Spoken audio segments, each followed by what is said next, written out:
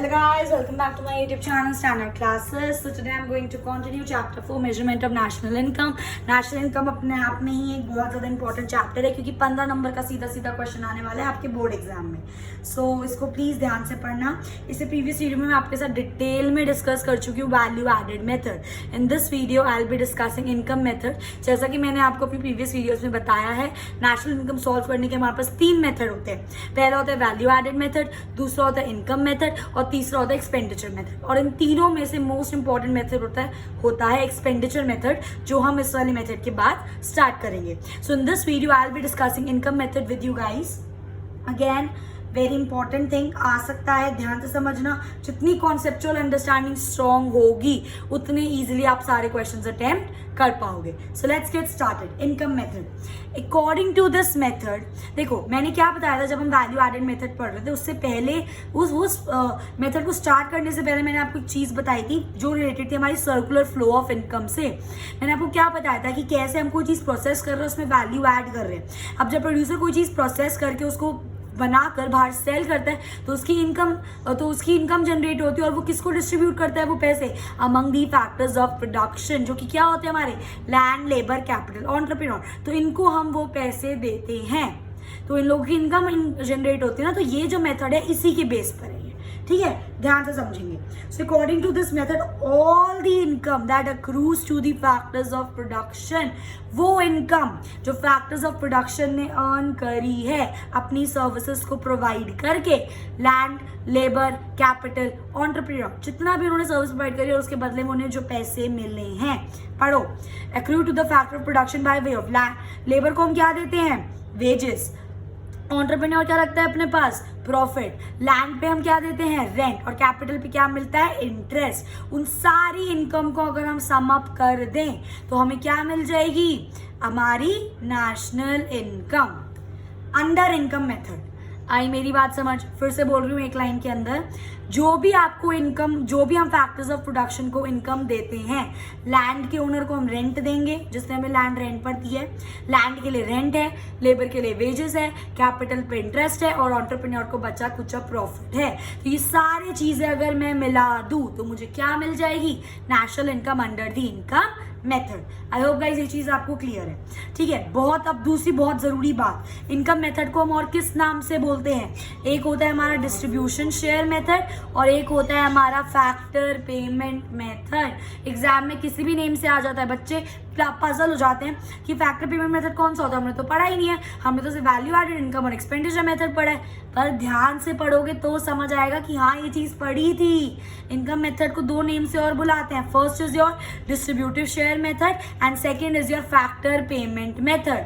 आई hope guys ये चीज आपको क्लियर है, ठीक है. एग्जाम में किसी भी नेम से आ सकता है, ये मत बोलना कि नहीं पढ़ा. इनकम मेथड के ये 2 नाम होते हैं और आप सिंपली पता भी लगा सकते हो. मैं बताती हूँ कैसे. देखो, डिस्ट्रीब्यूटिव शेयर मेथड मतलब जो इनकम जनरेट हुई है उसको हम डिस्ट्रीब्यूट कर रहे हैं among the factors of production, that is income method only. And then आता है फैक्टर पेमेंट मेथड, मतलब जो फैक्टर्स ऑफ प्रोडक्शन आपके लैंड, लेबर, कैपिटल, एंटरप्रेन्योर है, उनको जो आप पेमेंट कर रहे हो, अगेन हम उनको पेमेंट कर रहे हैं तो उनकी इनकम हो रही है, that is also again known as income method. तो इससे भी हम पता लगा सकते हैं. जो बच्चा कॉन्सेप्चुअली अपने कॉन्सेप्ट स्ट्रॉन्ग लगेगा ना, उसको कुछ मुश्किल नहीं लगेगा. इतनी बात समझ आ गई इनकम मेथड क्या होता है और उसके 2 अलग अलग नाम क्या होते हैं. अब सबसे इंपॉर्टेंट चीज कि न्यूमेरिकल्स में ये कैसे आएगा, उसके लिए आपको क्या पढ़ने पड़ेंगे? Components of income method. जैसे कि मैंने आपके साथ क्या पढ़े थे? Components of value added method भी हम लोगों ने पढ़े थे. Similarly we have components of income method. 3 component होते हैं, बहुत ध्यान से समझना. कंपोनेंट्स ऑफ नेशनल इनकम के इनकम मेथड के कंपोनेंट्स है, IM लिख लेना, इनकम मेथड, ठीक है. सबसे पहला जो आता है that is compensation of employee. दूसरा आता है आपका रेंट एंड रॉयल्टी. तीसरा आता है आपका इंटरेस्ट. चौथा आता है आपका प्रॉफिट और 5वां आता है आपका मिक्स्ड इनकम. देसी भाषा में, इन लेमन्स लैंग्वेज, अगर मैं आपको सिंपली बात बोलूं कि अगर आपको इनकम मेथड से नेशनल इनकम निकालना है तो क्वेश्चन में आप क्या क्या ढूंढोगे?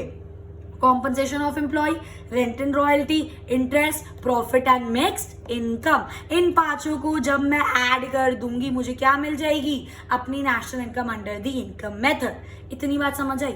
अब ऐसा बहुत बारी हो सकता है कि आपको डायरेक्ट कॉम्पनसेशन ऑफ एम्प्लॉय नहीं दे रखा, क्योंकि कॉम्पनसेशन ऑफ एम्प्लॉय के अंदर आगे भी दो चीजें आती हैं, that is wages and salaries in cash and kind. मतलब समझो, वेजेस और सैलरी में सबसे पहली बात तो डिफरेंस क्या होता है?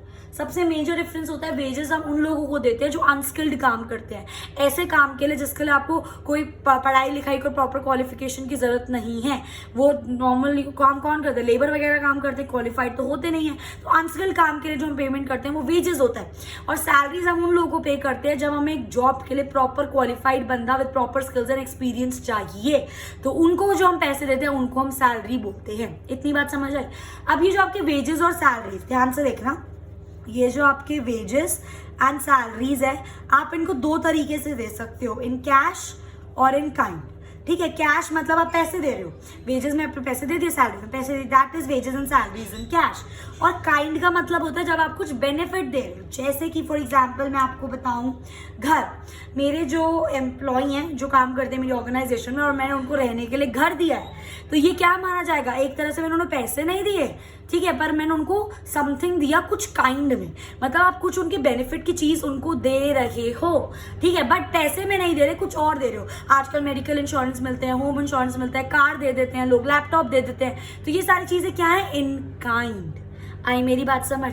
और कॉम्पनसेशन ऑफ एम्प्लॉय में जो एक और चीज इंक्लूड होती है that is employee contribution to social security scheme. Employee नहीं है यार, ये एम्प्लॉयर होगा, वही सोचूं मैं। यही तो इसमें सबसे इंपॉर्टेंट चीज है, एम्प्लॉयर। अच्छा, सबसे पहली बात तो उसके लिए आपको ये पता होना चाहिए एम्प्लॉयर, एम्प्लॉयर कौन होता है? एम्प्लॉयर बोलते हैं बॉस को, और एम्प्लॉयर के अंडर जो काम कर रहा होता है उनको बोलते हैं एम्प्लॉय। इतनी बात समझ आई? अब पढ़ो, employer contribution to social security scheme, that is SSS। बात को अब ध्यान से समझना मेरी। सबसे इंपॉर्टेंट चीज जो बच्चे इसमें कंफ्यूज होते हैं, पता है, क्वेश्चन में बच्चों को कंफ्यूज करने के लिए दे देते हैं एम्प्लॉय कॉन्ट्रीब्यूशन, पर हमको लेना कौन सा है? सिर्फ जो बॉस ने कंट्रीब्यूट करा है, सिर्फ एम्प्लॉयर कंट्रीब्यूशन लेना है आपको एम्प्लॉय कंट्रीब्यूशन टू SSS नहीं लेना। फिर से बोल रही हूं, कॉम्पनसेशन ऑफ एम्प्लॉय में सिर्फ एम्प्लॉयर कंट्रीब्यूशन टू SS लेंगे, एम्प्लॉय कंट्रीब्यूशन टू SS इसके अंदर इंक्लूड नहीं होता। आई मेरी बात समझ? तो इस बात से हमें क्या पता चला? इस बात से हमें ये पता चला कि जो भी आपका कॉम्पनसेशन ऑफ एम्प्लॉय है, ठीक है, जो भी आपका कॉम्पनसेशन ऑफ एम्प्लॉय अगर वो आपको डायरेक्ट नहीं दे रखा तो आप किन चीजों को ऐड करोगे? Wages in cash, salary, wages in cash in kind, salaries, wages and cash, क्या बोल रही हूँ, रुको, wages and salaries and cash वो ऐड करेंगे, या wages and salaries and kind वो ऐड करेंगे, या फिर एम्प्लॉयर कॉन्ट्रीब्यूशन टू SSS। इन तीनों को अगर आप मिला दोगे तो क्या बन जाएगा आपका? Compensation of employee. बात समझ आई? नहीं आई ना? अगर 70% आ गई, 30% अब आ जाएगी, इसको डिटेल में पढ़ते हैं। पहला कॉम्पोनेंट क्या पढ़ रहे हैं हम? आपके इनकम मेथड का, that is compensation of employee. Compensation employee होता क्या है? COE इसको शॉर्ट फॉर्म में बोलते हैं। It refers to amount which is paid to the employee. जो एक बॉस, एम्प्लॉयर पे कर रहा है एम्प्लॉय को, किस लिए? क्योंकि एम्प्लॉय उसको सर्विसेज प्रोवाइड कर रहे हैं। ये दो चीजें इसके अंदर होनी जरूरी है। कॉम्पनसेशन ऑफ एम्प्लॉय सिर्फ वही कॉम्पनसेशन माना जाएगा जिसके अंदर एम्प्लॉयर पे कर रहा है एम्प्लॉय को। कोई अगर और कोई और एम्प्लॉय को दे रहा है तो वो हम COE में इंक्लूड नहीं करेंगे। दूसरी बात, वो जो पेमेंट हो रही है वो सिर्फ इसलिए हो रही है क्योंकि एम्प्लॉय वापस एम्प्लॉयर को सर्विसेज प्रोवाइड कर रहा है, जिसके रिटर्न में एम्प्लॉयर एम्प्लॉय को क्या दे रहा है? कुछ अमाउंट दे रहे हैं। आई मेरी बात समझ? तो दो चीजें याद रखनी, एम्प्लॉयर को ही देना है एम्प्लॉय को, सिर्फ वही वाला इंक्लूड करोगे। दूसरी इंपॉर्टेंट चीज इसके अंदर गाइस कि किसी सर्विस के बदले में दी जा रही है, फ्री में नहीं, तो वो चीज हम COE में इंक्लूड नहीं करेंगे अगर कोई फ्री में चीज है। इतनी बात समझ आई? इसके अंदर तीन चीजें हैं, मैंने इसको सेग्रीगेट कर लिया है। Wages and salaries in cash एक तरफ, wages and salaries in kind एक तरफ, एंड एम्प्लॉय नहीं, employer contribution to SSS is social security scheme. इतनी बात समझ आई मेरी? तो wages and salary in cash कुछ भी हो सकता है, कोई सैलरी, कोई वेजेस, कोई बोनस, कोई कमीशन, कुछ भी जो एक एम्प्लॉयर दे रहा है एम्प्लॉय को। क्यों? क्योंकि एम्प्लॉय दे रहा है उसको सर्विसेज, उसके बदले में एम्प्लॉयर दे रहा है एम्प्लॉय को कोई भी बोनस, कोई भी कमीशन पैसों में। That is known as wages and salaries in cash. बात समझ आई? नेक्स्ट आता है आपका wages and salaries in kind.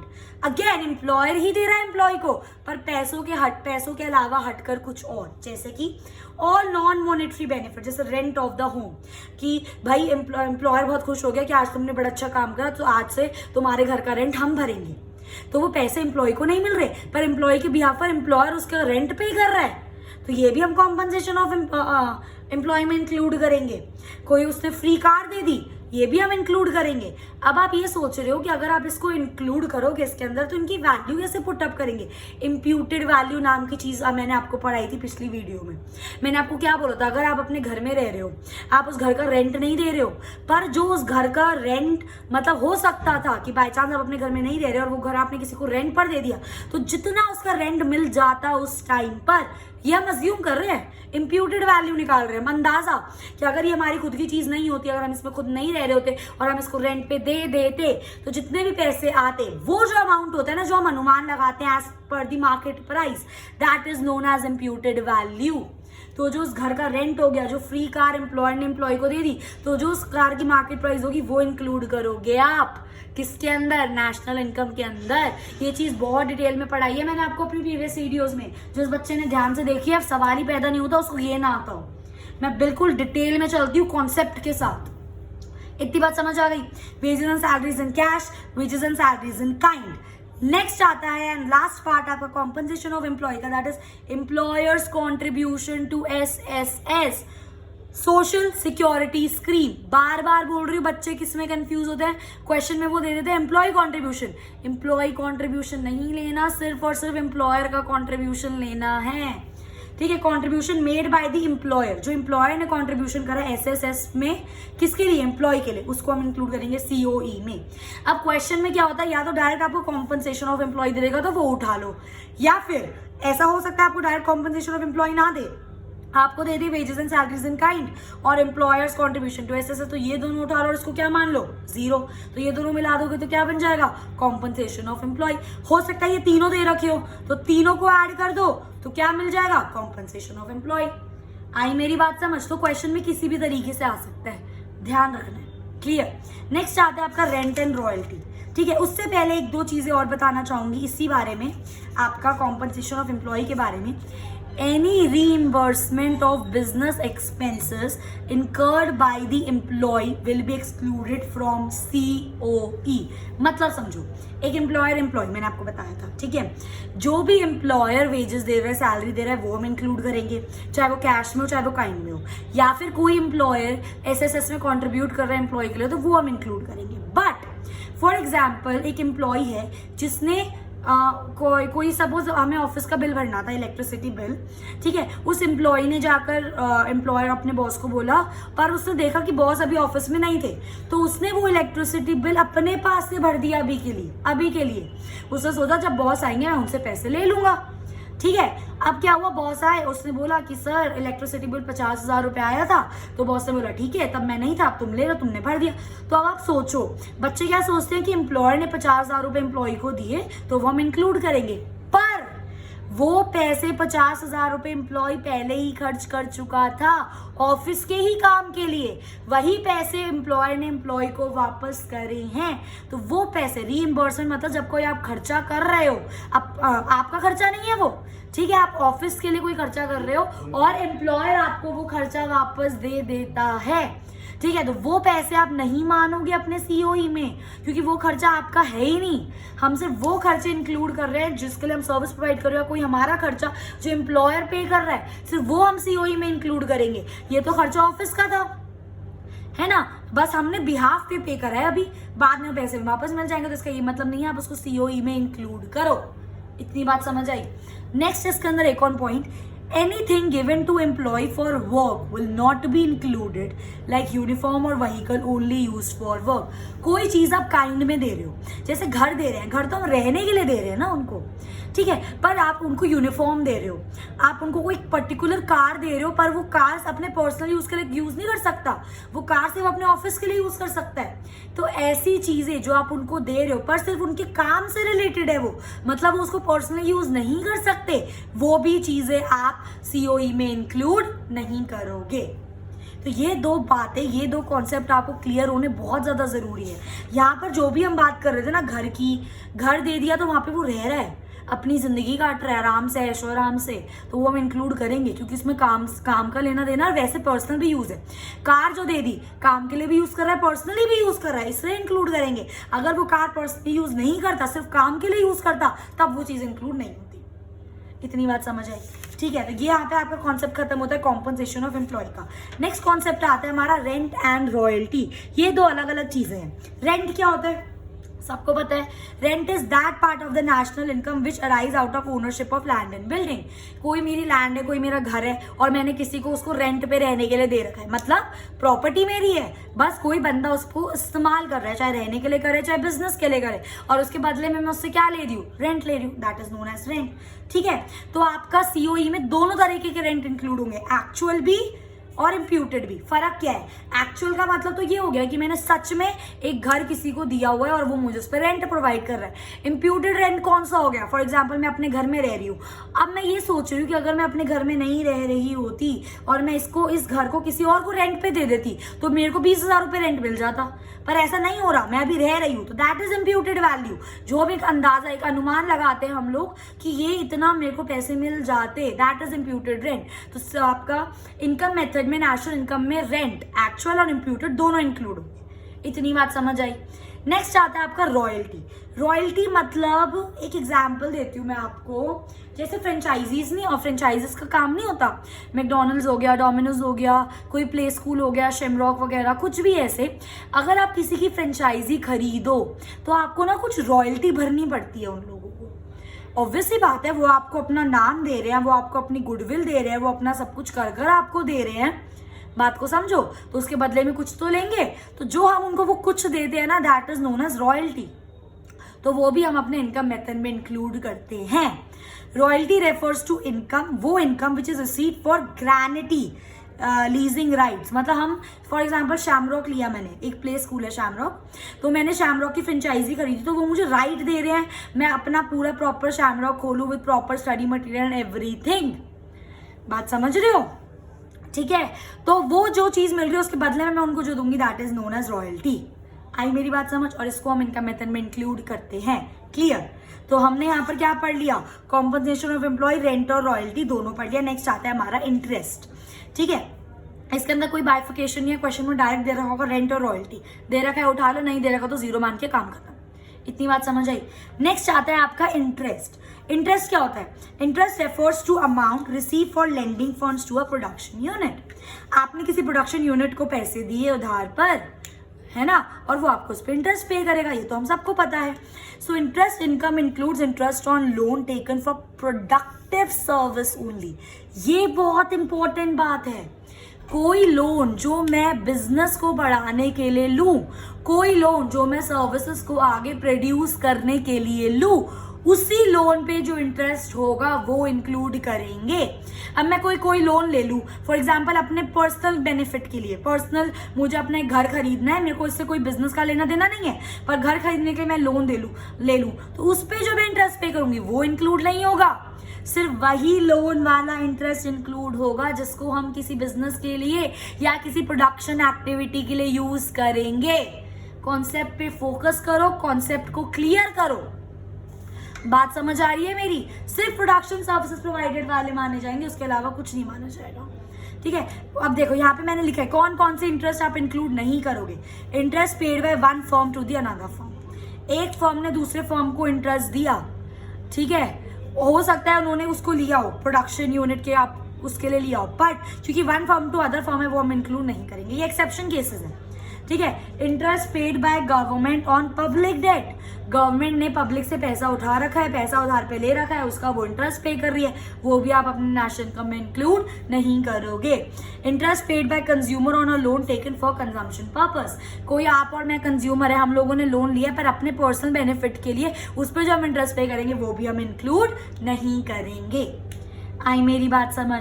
तो ये हो गया आपका इंटरेस्ट। अब हमने 3 कंपोनेंट पढ़ लिए, that is compensation of employ, rent and royalty and interest. और कॉम्पनसेशन ऑफ एम्प्लॉय में हमने 3 चीजें और आगे पढ़ी, that is wages and salaries in cash, wages and salaries in kind and employers contribution to SSS। I hope guys ये चीज आपको बिल्कुल क्लियर हो गई होगी। नेक्स्ट आता है आपका प्रॉफिट। प्रॉफिट सबको पता है क्या होता है, is the reward to the entrepreneur. सारी पेमेंट करने के बाद बचा कुचा जो पैसा बचता है, दैट इज योर प्रॉफिट। भाई एंटरप्रेन्योर बंदे ने बिजनेस खोला है, काम चला रहा है अपना, तो जितने भी पैसे बच जाते हैं सारे बिजली के बिल लोगों को पेमेंट करके टैक्स वैक्स देने के बाद जो पैसा बच जाता है उसको बोलते हैं प्रॉफिट। ठीक है। Reward to the entrepreneur for his contribution to the production, जो मतलब उसने हेल्प करा, सुपरवाइज करा प्रोडक्शन करने में, उसका जो रिवॉर्ड होता है उसको हम क्या बोलते हैं, प्रॉफिट। अब या तो क्वेश्चन में डायरेक्ट प्रॉफिट दे रखा हो तो डायरेक्ट प्रॉफिट उठा लो, हो सकता है अलग अलग करके भी दे रखा हो। ठीक है, 3 तरह के हमारे प्रॉफिट्स है, यहाँ पे भी मैंने लिखे हैं, कॉर्पोरेट टैक्स, डिविडेंड और रिटेन्ड अर्निंग्स। अब आपको ये मतलब पता होना चाहिए क्या होता है। कॉर्पोरेट टैक्स क्या होता है, tax paid by the enterprise to the government. जो एक बिजनेसमैन टैक्स गवर्नमेंट को पे करेगा उसको, उस टैक्स को हम क्या बोलते हैं, कॉर्पोरेट टैक्स। डिविडेंड क्या होता है, part of the profit which is paid to the share holder. आपने सुना होगा ना, बिजनेस में पढ़ा भी होगा क्लास 11th में, है ना, कि एक कंपनी में शेयर होल्डर्स होते हैं। शेयर होल्डर्स वो होते हैं जो कंपनी के शेयर्स खरीदते हैं, बेसिकली हम उनको ओनर्स बोलते हैं। तो शेयर होल्डर जब आपकी कंपनी में इन्वेस्ट कर रहे हो तो इन रिटर्न उनको क्या चाहिए, हम उनको डिविडेंड प्रोवाइड करते हैं। जिस बंदे ने जितने शेयर्स खरीदे होते हैं हमारी कंपनी में, उस हिसाब से उस बंदे को हम क्या दे देते हैं, उसका शेयर दे देते हैं प्रॉफिट में। तो वो प्रॉफिट को क्या बोलते हैं हम, डिविडेंड। डिपेंड करता है, जिस साल आपका प्रॉफिट हुआ हो उस साल आप शेयर होल्डर्स को डिविडेंड दे दो, जिस साल नहीं हुआ उस साल मत दो। ऐसे चलता है, मतलब वो सब आप डिटेल में बिजनेस में पढ़कर आए होंगे। नहीं आए हो तो मैंने 11th की वीडियो अपलोड करी हुई है, देख सकते हो। ठीक है। So part of profit which is paid to the share holder, वो पार्ट प्रॉफिट का जो हम शेयर होल्डर को दे रहे हैं, उस रेशियो में, जिस रेशियो में उन्होंने हमारे कंपनी में शेयर खरीदे, उसको हम क्या बोलते हैं, डिविडेंड। और एक तीसरी चीज आती है रिटेन्ड अर्निंग्स। ध्यान से समझना रिटेन्ड अर्निंग्स क्या होता है। कुछ प्रॉफिट बचा, ठीक है, सारे टैक्स वगैरह सब कुछ देने के बाद कुछ ऐसा प्रॉफिट बच गया मेरे पास, पर वो प्रॉफिट मैंने आगे डिस्ट्रीब्यूट नहीं करा। फॉर एग्जांपल प्रॉफिट बच गया और मुझे शेयर होल्डर का डिविडेंड देना था, पर मैंने सोचा कि इस साल मैं शेयर होल्डर का डिविडेंड नहीं दूंगी। तो वो प्रॉफिट जो हम डिस्ट्रीब्यूट नहीं करते, तो हम उस प्रॉफिट का करते क्या है, हम उस प्रॉफिट को अपना सेविंग्स बना के रखते हैं, ताकि हम उस प्रॉफिट को यूज कर सके अपने बिजनेस को आगे बढ़ाने के लिए। तो उनको हम क्या बोलते हैं, रिटेन्ड अर्निंग्स। इतनी बात समझ आई। So that part of the profit which is not distributed and हमको फ्यूचर यूज के रखते हैं ताकि हम उसको एक्सपैंड कर सके अपने बिजनेस को, उसको हम क्या बोलते हैं, रिटेन्ड अर्निंग्स।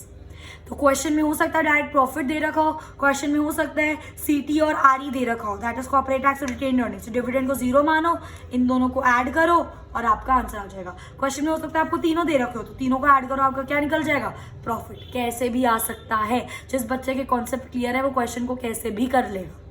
इतनी बात समझ आई, ठीक है। इसके बाद लास्ट जो आपका आता है that is mixed income, that is mixed income. ठीक है, मिक्स्ड इनकम क्या होती है, वो इनकम, वो पैसे जिसको आप सेपरेट नहीं कर सकते। जैसे कि मेरे पास पैसे आए, मैंने लैंड का रेंट दे दिया, मैंने उसके बाद कैपिटल पे इंटरेस्ट दे दिया, मैंने लेबर को वेजेस दे दी, और एज अ एंटरप्रेन्योर मैंने प्रॉफिट रख लिया। तो मैंने टोटल इनकम को डिवाइड कर दिया। पर वो इनकम जिनको हम सेपरेट नहीं कर सकते, जैसे कि डॉक्टर। अब डॉक्टर क्या कर रहा है, अपनी सर्विस प्रोवाइड कर रहा है। अब डॉक्टर के लिए लैंड फॉर एग्जाम्पल खुद के घर में कर रहा है, तो रेंट नहीं गया।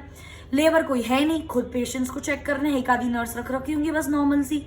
ठीक है, कैपिटल भी कुछ नहीं है, खुद का काम है, खुद का बिजनेस है, खुद का क्लिनिक है, और खुद ही वो एंटरप्रेन्योर है। तो वो जो डॉक्टर की अर्निंग्स है वो डिवाइड नहीं हो रही, उसको बोलते हैं मिक्स्ड इनकम। जिनको आप डिवाइड नहीं कर सकते, जैसे कि टीचर हो गया, डॉक्टर हो गया, ये सारी चीजें जिनको हम डिवाइड नहीं कर सकते, बेसिकली प्रोफेशनल्स होते हैं। लॉयर हो गया, बात समझ रहे हो।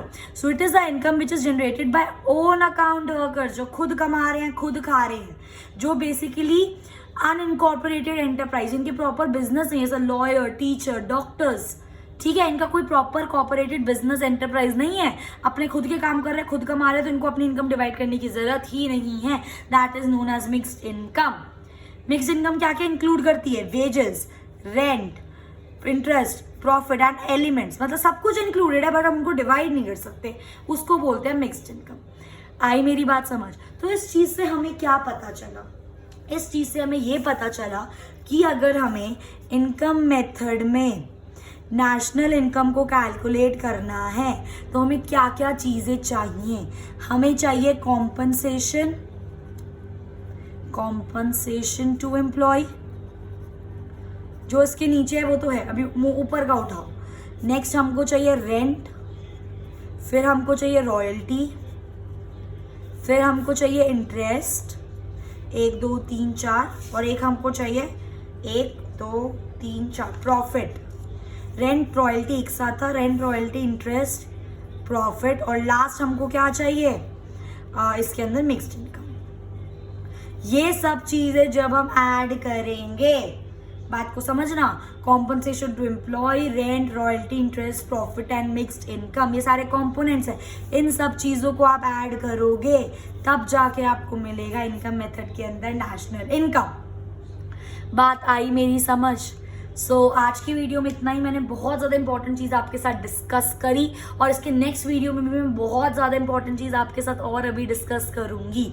तो कोई भी वीडियो मत छोड़ना, अगर पढ़ रहे हो तो कॉन्टिन्यूटी में ढंग से पढ़ना, ताकि नंबर अच्छे से स्कोर कर सको बोर्ड्स में।